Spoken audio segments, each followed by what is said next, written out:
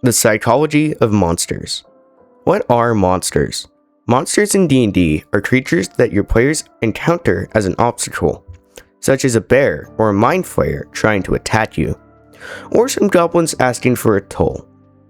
But some enemies your players face will not always be monsters, such as mercenaries or bandits.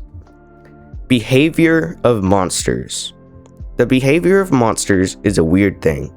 Many beginning dungeon masters assume that whenever their players encounter a monster, it should attack their players. However, this is not always true. Depending on the monster, such as an ogre, could be convinced to not attack by giving it food, or maybe giving a goblin gold.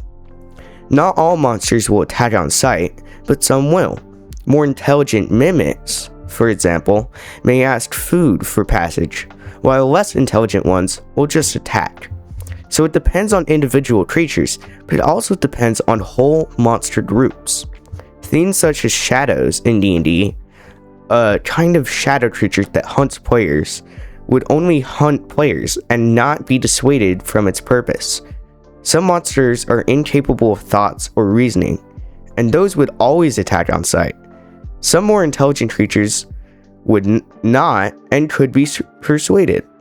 It depends on the monster, but just remember to not always attack, and that every monster is different and acts differently. Monster locations. Where would monsters realistically appear in a fantasy world? Monsters usually roam where players and humanoid races, such as elves or humans, are not, such as an old abandoned cave or mineshaft. They lurk where is most advantageous to them.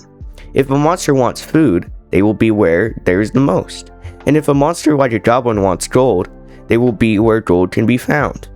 Goblins may guard a bridge and ask for a toll to pass, or they might be thieves and raid your player's camp at night. If you want to place a monster somewhere, think of why they would be there. What is their purpose? Your players will notice this. They will notice the monsters that fit the theme and like your dungeons better for it. It also helps with immersion and many other things, so remember to place them for a reason and with a goal in mind. Creation of monsters. How do you create monsters? What is the secret sauce that makes them perfect? Firstly, your monsters should have real lore in your fantasy world or the setting you're playing in. There might be old legends or songs or folk tales about them. Your players might be hunting one of these creatures and hear a folk tale about them. This is an amazing way to immerse your players and also to give them information. By making so they have lore, it can help a ton with using them in your campaign. Second, you should think of how strong or dangerous they will be. A dragon is much more dangerous than a bear. By balancing out your creatures, it will make them much easier to use.